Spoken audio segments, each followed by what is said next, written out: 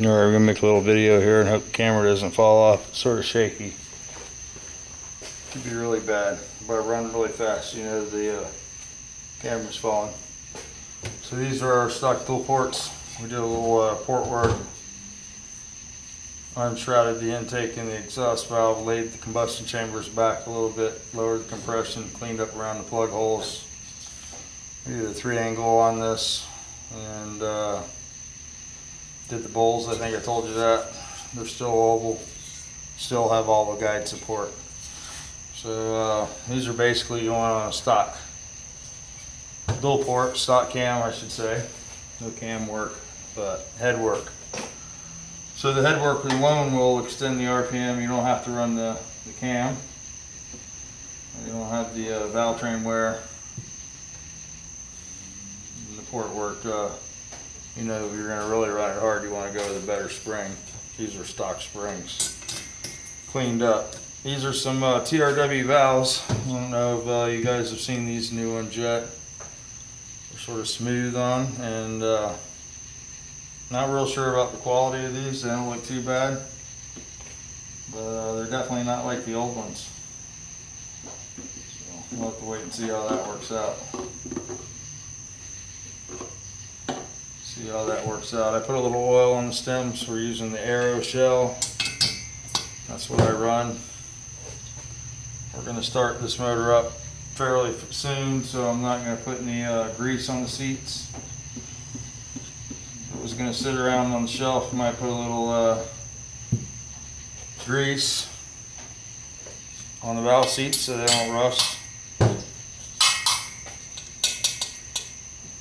But I think we'll be good. We're going to put this one into service or sell it soon.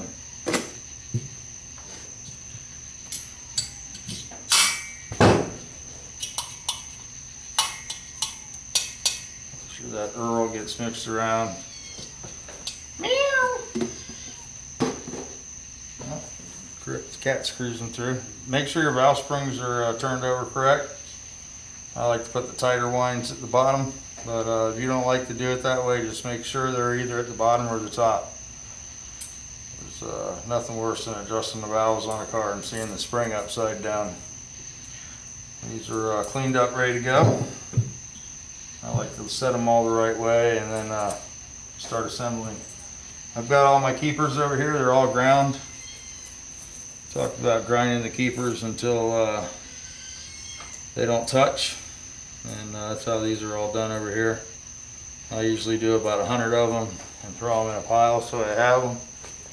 The other cool trick that I learned recently, I've been learning some really cool tricks on engine stuff from some friends, and it's really awesome. But anyway, checking valve springs is something that you do a lot of your racing between rounds, and a lot of times you just change them out. But this is a cool trick, a microfiber towel. If you spin the spring in a microfiber towel, if it's got any imperfections on the spring at all, the microfiber towel will grab it. It's far superior than what your fingers can feel or what your eye can see, and it's quick that way. So I don't know why this cat's back here wanting to be in the video, but it's not kitty video night. Sorry.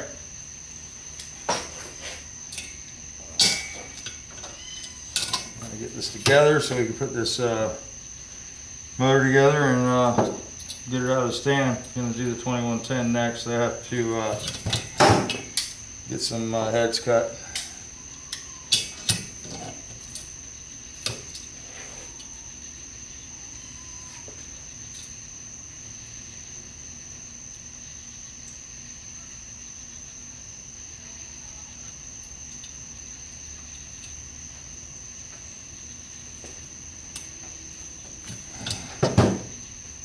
Okay, this keeper's giving me trouble for some reason. That's why. Don't mix your Chevrolet keepers up with your Volkswagen keepers because they won't work. They don't interchange. I don't know how that got in there.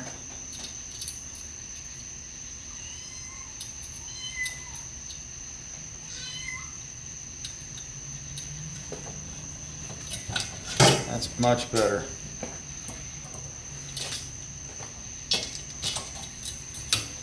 Took some Vortec heads apart. I was going to do those for somebody, and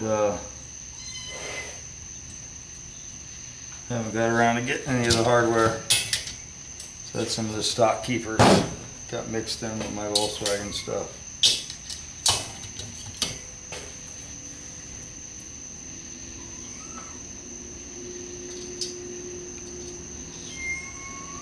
What are you mounting for?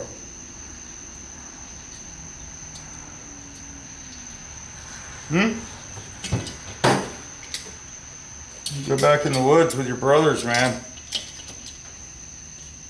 It's not feeding time. It's nice and muggy here tonight, so if I'm sweating, you'll have to excuse me. It's about 120% humidity. There we go. Take a little hammer and give it a tappy tap. Make sure none of those fly off and kill anybody. Now's the time though, they're going to come off.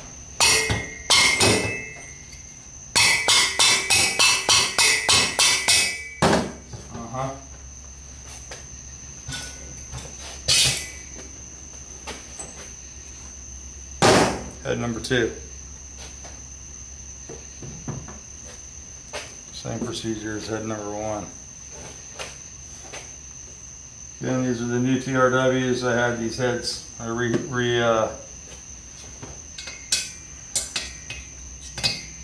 refaced some exhaust valves and I just couldn't do it.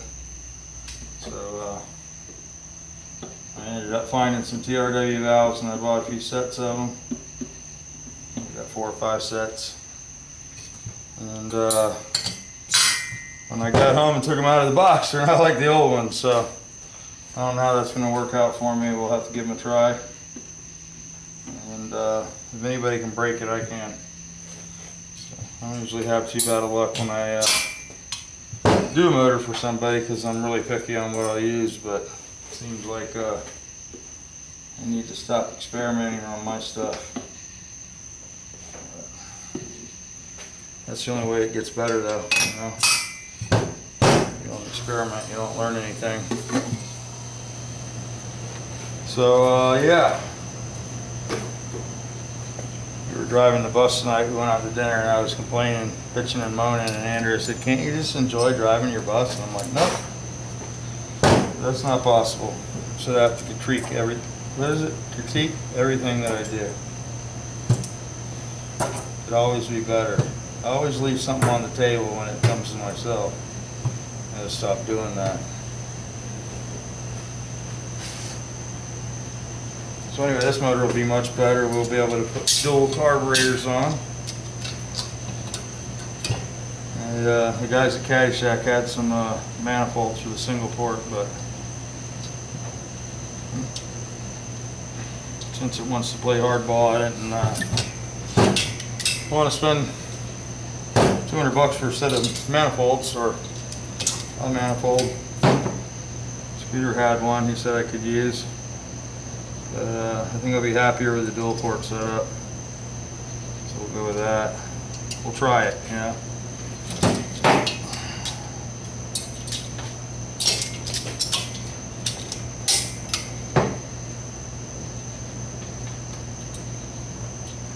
Anyway, I can do this motor and it'll give me a chance to work on the other one. But I gotta have something to drive, so this is my transportation, so it's gotta stay running.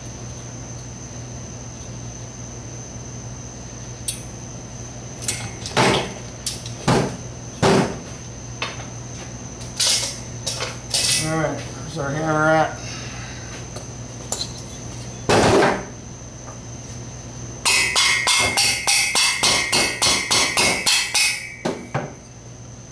Where's that? So the heads.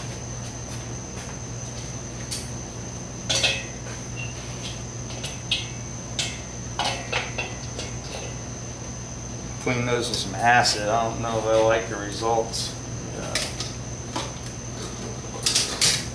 Not what I was expecting. You just can't beat glass beating the head, you know. What can you say? We need to clean the glass beater out. We got sand in it right now, and sand doesn't work like glass. Leaves the aluminum completely different looking. So, not a good look, you know. Here's our piston cylinders. Had these all ready to go the other day. Cleaned up. And stuff. So I guess we can put those together. And that'll be done.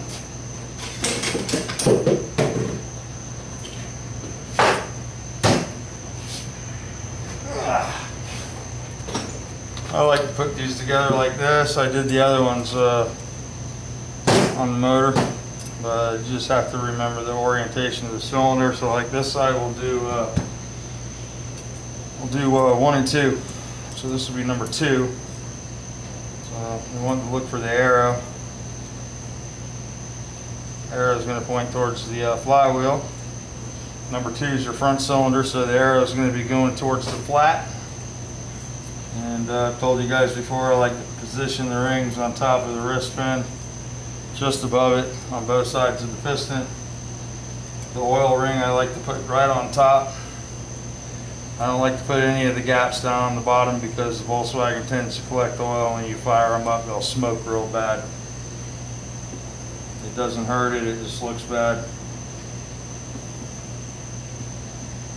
I know Scooter taught me not to put any oil on the rings when I assembled the motors, but I like a little Earl on the rings. You guys can do it however you want. There's a lot of debate on oil on the rings during assembly, and you got to do your own homework on that stuff.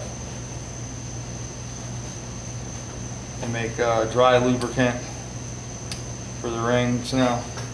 A couple companies that sell rings suggest that. And we used to use Child and Albert pistons, or J&E pistons. I don't know who was it. It was Child and Albert. Built some pistons for some 356 motors we were doing. And we put it together and had a smoking issue. It's the first time I ever saw Scooter have an issue. So I'll never forget it. But I said, oh yeah, don't put oil on them, you don't want to do that. And we took it apart, cleaned it all up, put it together dry, and that thing ran like a top. And so it's all on how you've been taught to do it, and you know, what you want to do. I like a little Earl on the rings because I've been putting them on there for a while. I don't soak them up maybe like I used to. So that's number 2. This is going to be number 1. That's the rear cylinder on the passenger side of the car. And this flat's going to be pointing towards this way, our other one towards you.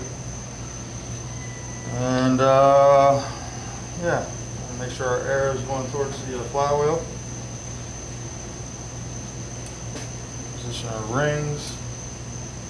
Piston turn around here.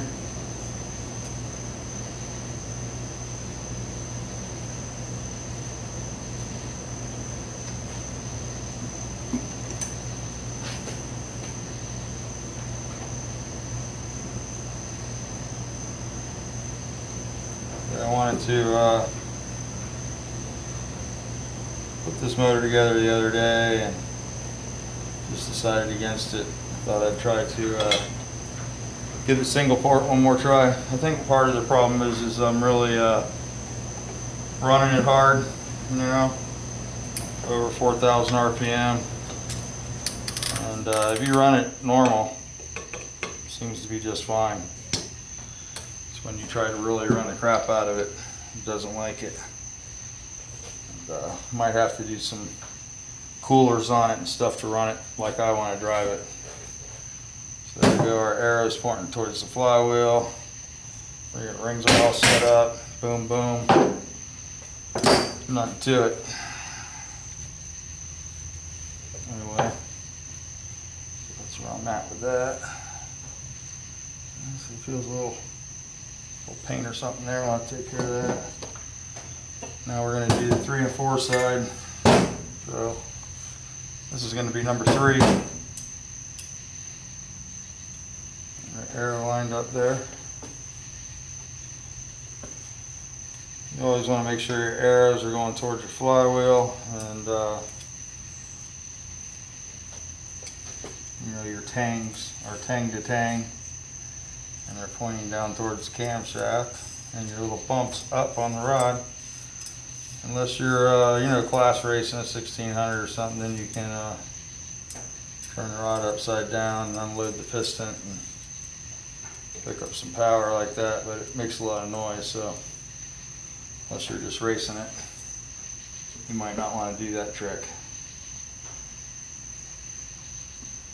So we're quiet here tonight. All the kids are gone. Holly's in there. She's got school, summer school. Hans is at a concert, driving my car. I told him that if he wrecked my car, I'm taking his Nissan. As long as it's not his fault, he's okay. But if it's his fault, you know, donuts in the parking garage or anything stupid, then I own a Nissan. So this is number 3 again. We're going to get orientated with how the motor's in the car and how this barrel goes. Number 3, the flat will be pointing towards the center of the motor, and the arrow should be towards the flywheel. So, go.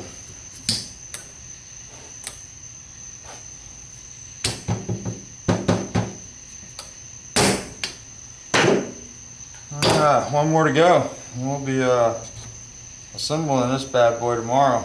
We'll throw this one together and start on the next one. I got a couple of ones in going, so this is going to be number 4.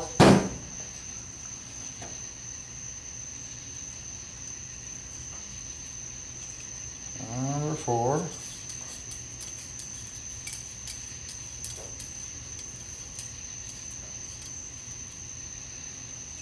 Go. What are you kitty cats doing in here? You should go somewhere. Got some mice. Some cat stuff.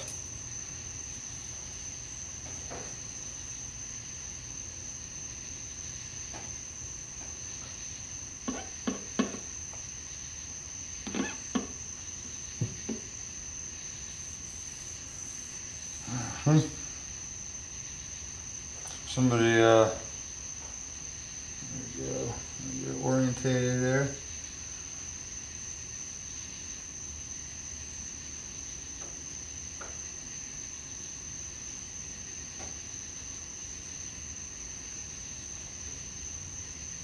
One ring gap.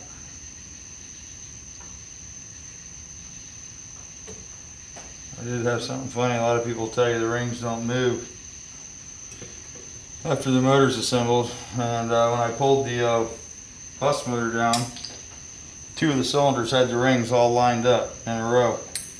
Gaps were all together. So I think the rings move. And yeah, that's got to be a loss of power when the rings do that, because you know you're passing compression. But what can you do? It's not a race motor, so it'll be fine. Well, there we go. We'll pop those on tomorrow, build that long block, and start on another motor. I've got 2 more to build. 2 more, well, 1 more 1776 and the 2110. So we got 3 motors to put together, and we'll build those. And then Greaserama's coming up soon, so it's going to be here sooner than later. That's going to be cool. I'm going to paint some hubcaps maybe and try to sell some of those. I don't know if that was recording or not, or if it was shaky, or you know, won't be shaky, but if it was focused. Somebody made a little video of the motor of this bad boy, and I'll put that up too. Hans has got it ready to go in here, I guess. And I'm gonna call it a day. Probably 11ish, 10:30, 11ish. It's pretty dark, pretty cloudy. Took the bus out to dinner tonight, my family in it. That was fun. Well, it was just me and Andrea and Holly, but we had a good time. There we go. We'll get those in action tomorrow. Here's our short block over here. I already built that. We got the rods hanging out of there. We got to get a flywheel machined. We got our 2110 crank assembled there. We'll probably take that back apart, wash it because it's been together too long, and I got to get a stretch gauge. I was going to go down to Scooters and put that in the crank stand down there at the shop and torque those rods down and use the stretch gauge so I can measure the bolts. That's real critical on these Scat H-beam rods, that you measure the bolt stretch, because the torque number means nothing at all. You're looking for the stretch of the bolt so you have the clamping load to hold the bearing. So yeah, alrighty, I'm gonna go ahead and shut this off. We'll pick this up tomorrow. Thanks for your comments this morning, and I read every comment. I know I don't answer a lot of them. I try to answer the guys that are like asking a question, and maybe one day Andrea won't be so busy with the couponing that she can help me with the YouTube thing again. But right now she's making a living with the coupon thing. That's how we're surviving, so I can't really bitch.